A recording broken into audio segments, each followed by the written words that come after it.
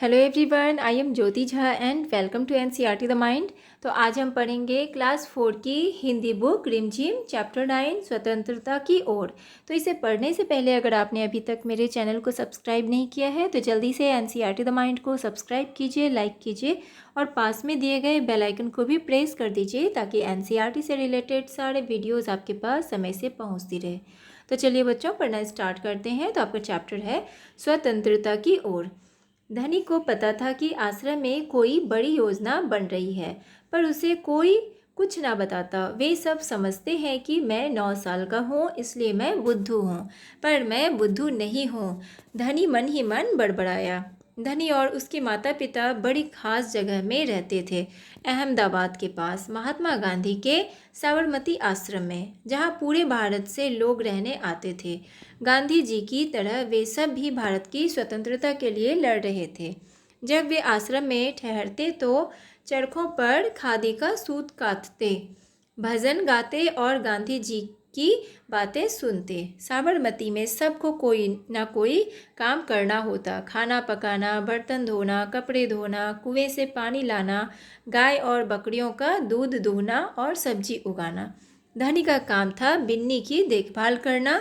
बिन्नी आश्रम की एक बकरी थी। धनी को अपना काम पसंद था क्योंकि बिन्नी उसकी सबसे अच्छी दोस्त थी।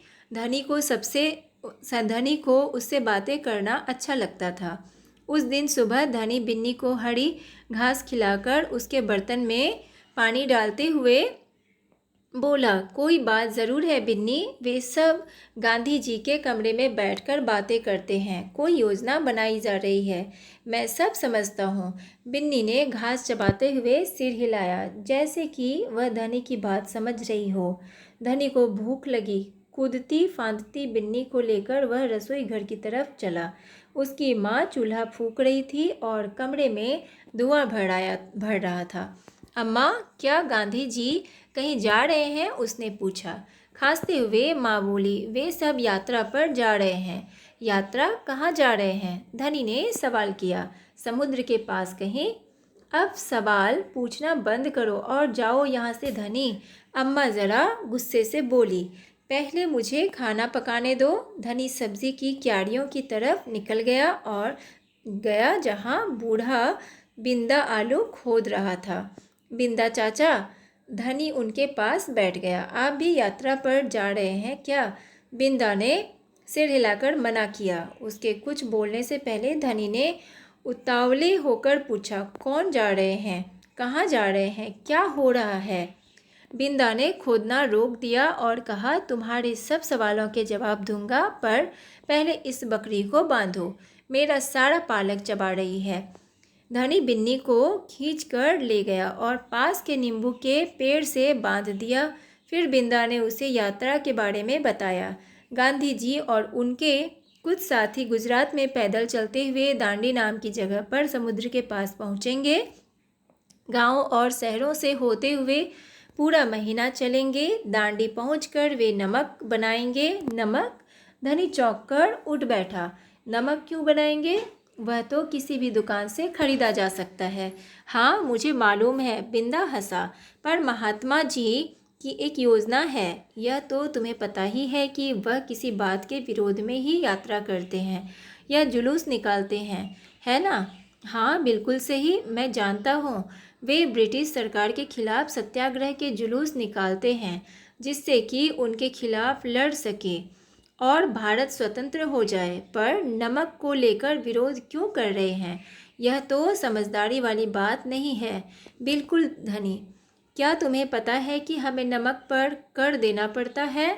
अच्छा, धनी हैरान रह गया। नमक की ज़रूरत सभी को है, इसका मतलब है कि हर भारतवासी गरीब से गरीब भी यह कर देता है। बिंदा चाचा ने आगे समझाया।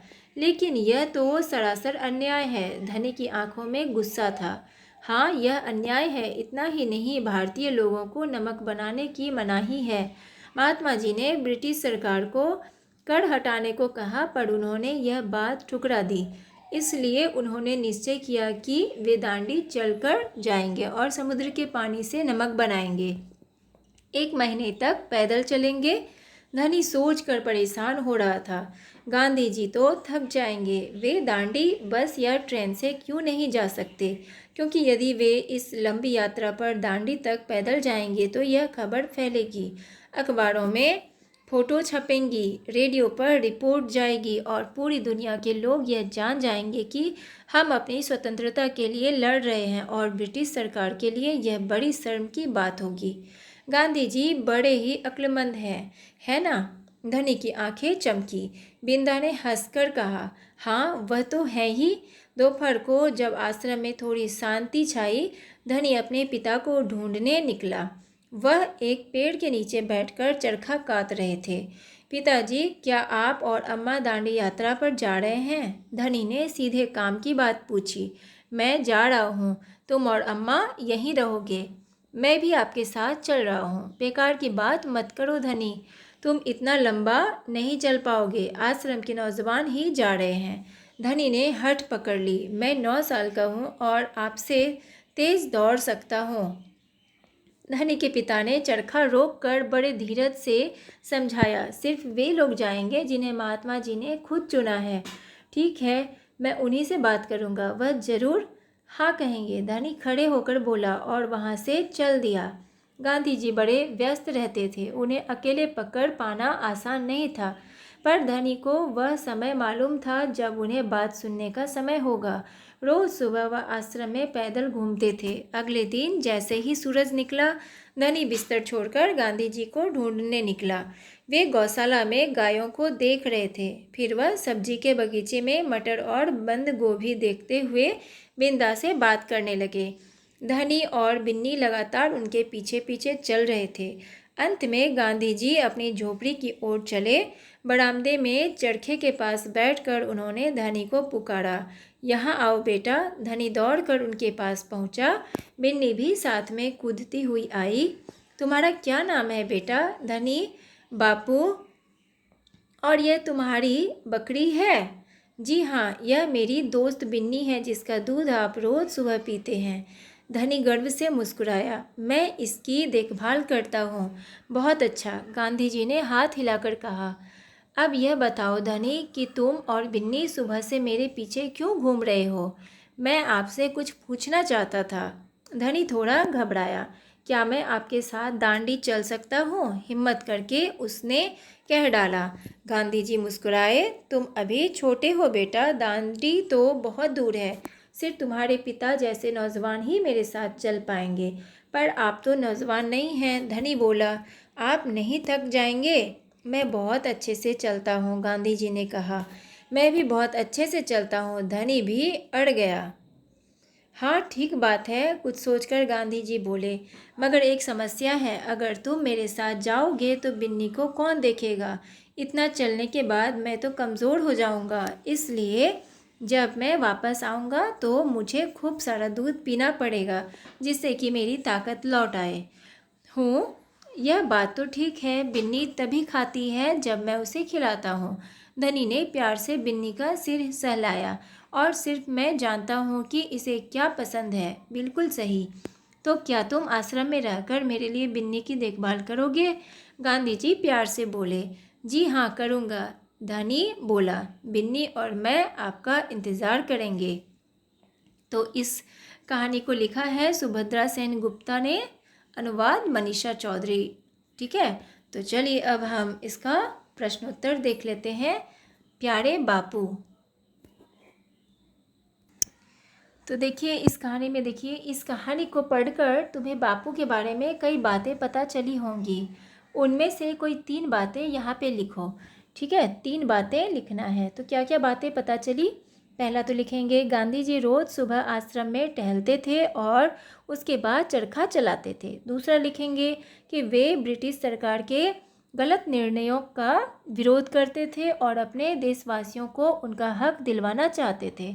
तीसरा लिखेंगे कि वे धनी जैसे छोटे बच्चों की बात भी गौर से सुनते थे और उन्हें अच्छे ढंग से अपनी बात समझाते थे। ठीक है, तो इस तरह से हम इसमें लिखेंगे। ठीक है, यहाँ पे आप लिख लेंगे। चलिए अब आगे बढ़ते हैं। चूल्हा। तो धनी की माँ चूल्हा फूंक रही थी। धनी की माँ खाना पकाने के लिए चूल्हे का इस्तेमाल करती थी, नीचे कुछ चित्र बने हैं, इनके नाम पता करो और लिखो। अब यहाँ पे देखिए, यहाँ पे चित्र दिया हुआ है। अब इसमें पूछा जा रहा है कि इनमें कौन कौन से ईंधन का इस्तेमाल किया जाता है और तुम्हारे घर में खाना पकाने के लिए इनमें से किसका इस्तेमाल किया जाता है।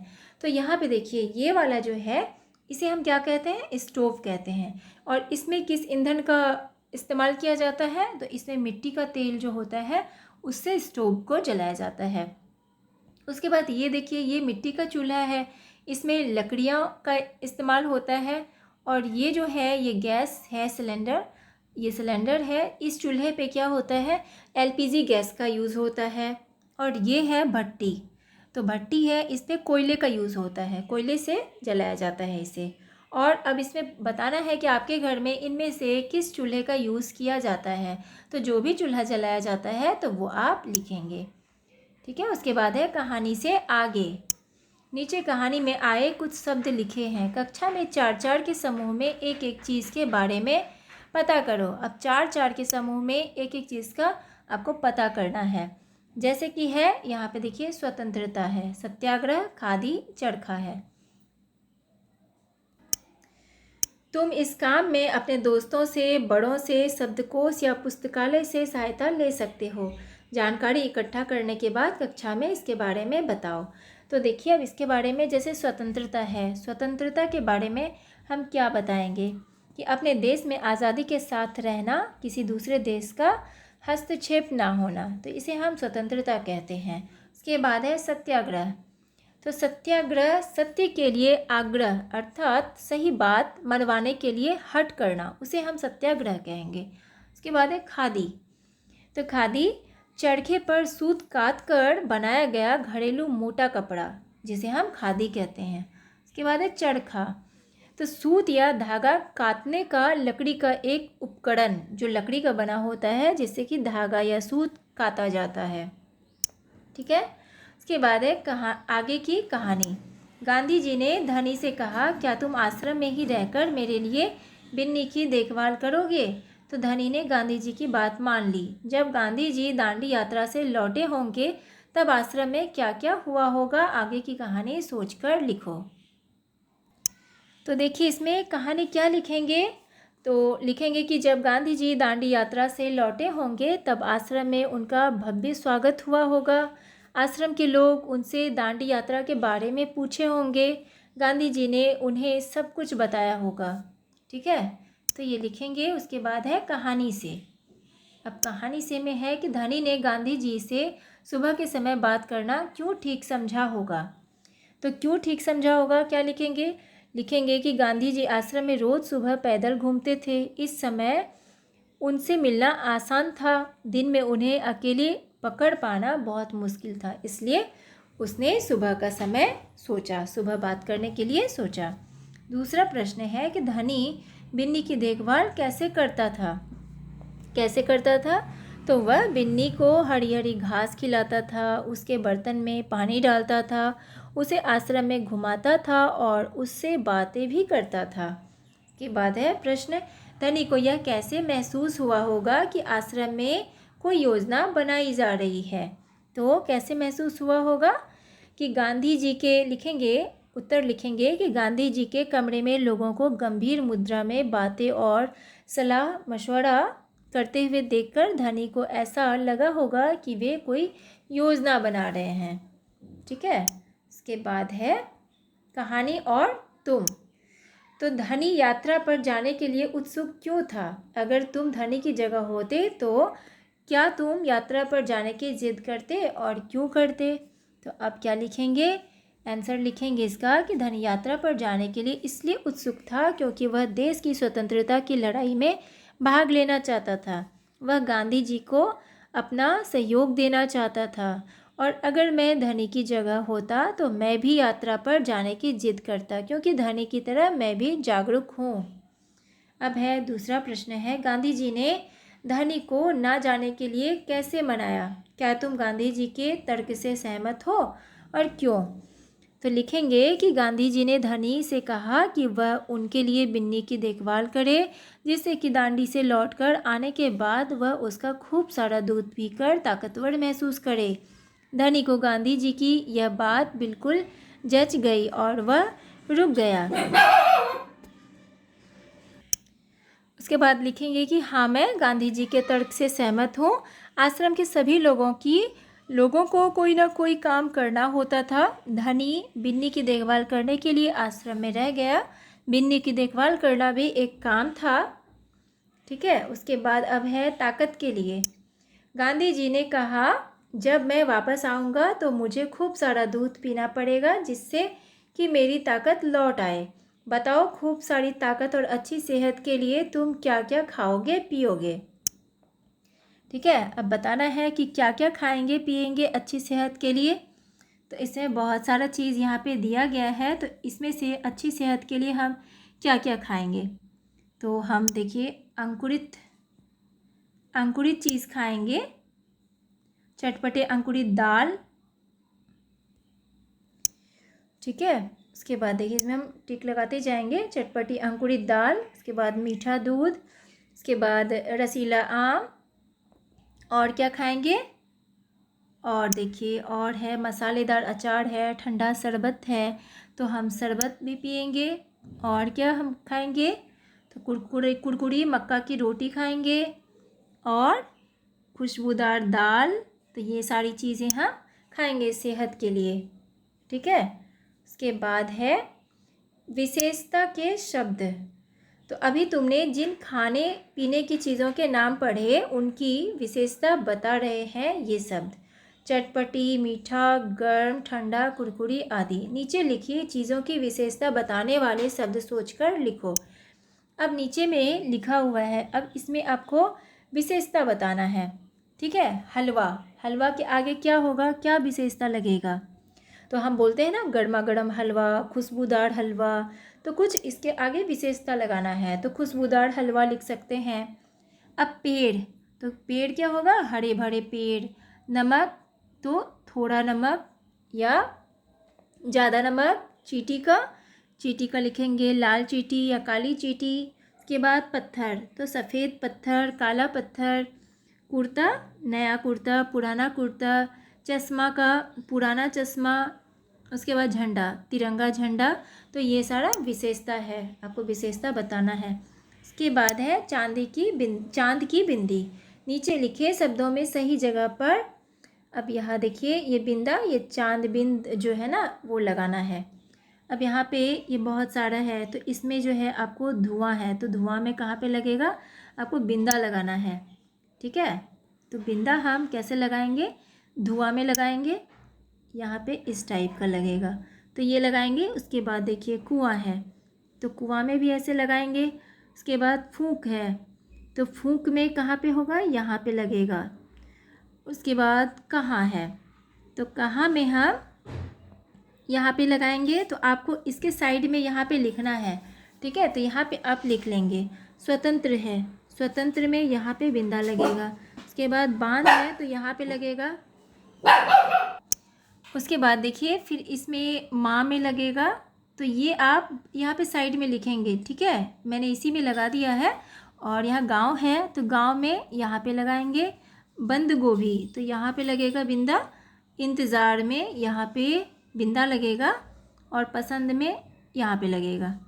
ठीक है, तो इस तरह से हम सारे में लगा देंगे।